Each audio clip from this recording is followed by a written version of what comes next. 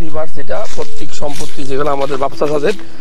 তো আসলে আমি ময়মনসিংহ আছি, ফুলবাড়িয়াতে আমার গ্রামের বাড়িতে। আমি জাস্ট দেখাইতে আসছি যে এখানে কি পরিমাণ লেবু হয়।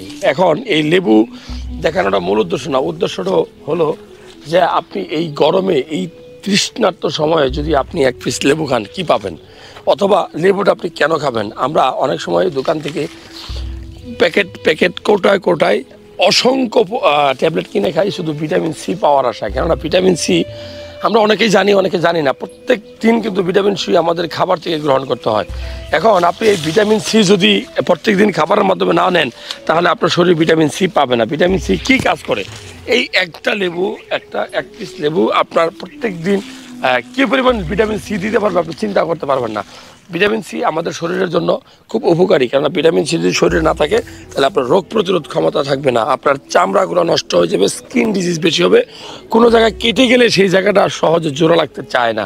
এই জন্য ভিটামিন সি খুবই ইম্পর্ট্যান্ট। এখন এই ভিটামিন সি যদি আপনার শরীরে না থাকে তাহলে কিন্তু আপনি যে সবজি যে খান, সবজি থেকে যে আয়রন, সেই আয়রনটা কিন্তু অ্যাবজর্ব বা শোষণ হবে না খাদ্যনালীতে। এই জন্য আমি বলবো ভিটামিন সি এর সবচেয়ে উর্বর এবং নির্ভরযোগ্য সোর্স যদি হয় সেটা হলো এই লেবু। এই লেবু আমরা যদি একটা লেবু তুলি, এটা যেহেতু আমার চাচার বাগান আমি তুলে নিলাম, চাচার কাছে মাপসায় নেব। মূল কথা হলো যে এই লেবু যে দুইভাবে খাওয়ার সিস্টেম। একটা হলো লেবু শুধু রস খাবেন, ভিটামিন সি পাবেন। আর যদি লেবুর কাবার এবং লিভারের ভিতরে যে মাংস যেটা ফাইবার থাকে আপনি খেতে পারেন, তাহলে আপনার পেটের ভিতরে যে পরিমাণ চিরকৃমি বা কৃমি হয় সেগুলা কিন্তু আপনার ধ্বংস হয়ে যাবে। তো খাওয়ার অভ্যাস করলে সবই সম্ভব এবং পুরোটাই পুষ্টিকর। ভিটামিন সি সবচেয়ে ভালো এবং উর্বর এবং নির্ভরযোগ্য সোর্স হলো ভিটামিন সির, সেটা হলো লেবু।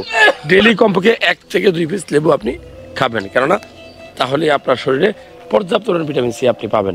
ভালো লাগলে শেয়ার করে দিবেন।